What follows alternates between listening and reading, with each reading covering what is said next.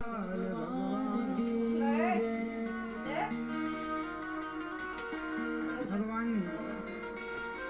पूजा पर कृपा करने के बाद कंस के उस यज्ञ मार्ग पर गए जहां वो धनुष यज्ञ कर रहा था।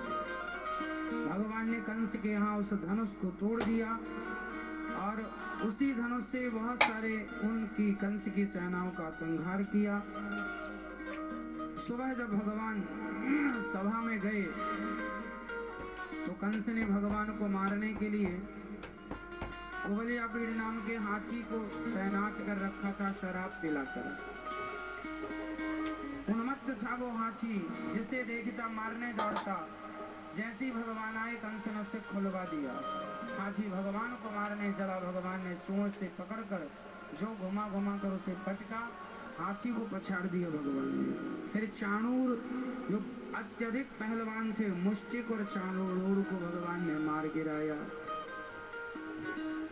कंस की सभा में चढ़कर भगवान ने कंस के केस पकड़े और उठाकर जो पटका, कंस थर थर कांपने लगा। हमें छोड़ दो प्रभु। भगवान बोले, तूने मेरी माता पर, पिता पर बड़ा अत्याचार किया है। तूने प्रजा पर, समाज पर, गायों पर बड़ा अत्याचार किया। उठाकर जो पटके और कंस के ऊपर कूद गए भगवान। कंस का गोविंदाय नमो नमः।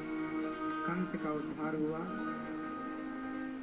कंस को भगवान ने मार गिराया, कंस के भाइयों को पछाड़ा। अब भगवान ने कंस को मारकर कंस के पिता उग्रसेन को मथुरा का राजा बनाया और अपने माता और अपने पिता देवकी और वसुदेव जी को भगवान ने जेल से मुक्त किया। भगवान को आज पहली बार, जन्म के बाद आज पहली बार माँ देवकी ने भगवान को, अपने पुत्र को देखा, हृदय से लगाया।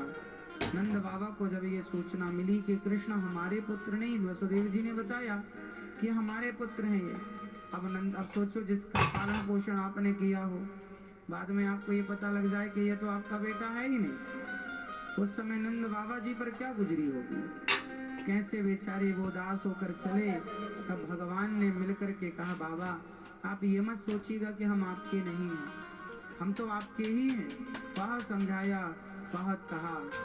नंद बाबा ने कहा, बेटा तू हमारा पुत्र नहीं है, फिर भी तुझसे हम इतना प्रेम करते हैं। तो सोचो, तुम जिनके पुत्र हो वो माँ बाप तुमसे कितना प्रेम करते होंगे, और देवकी और वसुदेव जी का कितना बड़ा त्याग होगा कि तुम जैसे पुत्र को त्यागना पड़ा मजबूरन।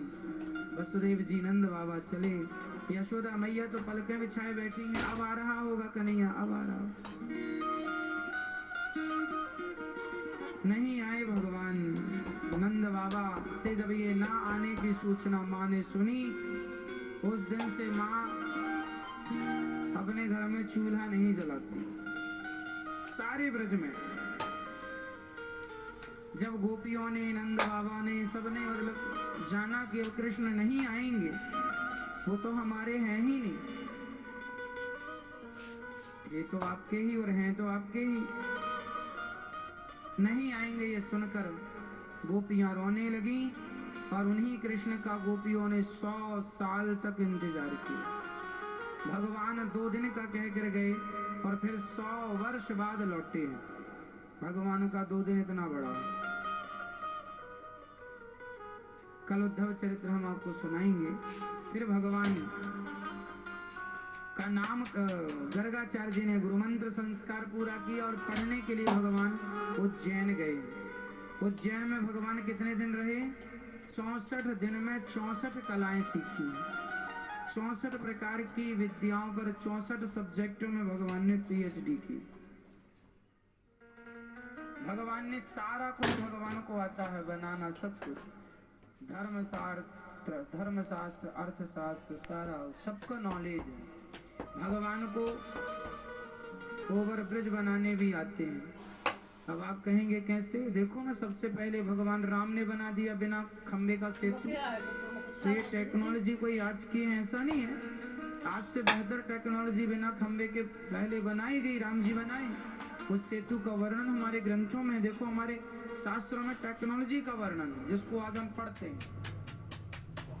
वो टेक्नोलॉजी हमारी थी, इसलिए तो हम लोगों ने ब्रज बनाया। ओवर ब्रिज बनाए भगवान ने, सीधा लंका तक बना दिया।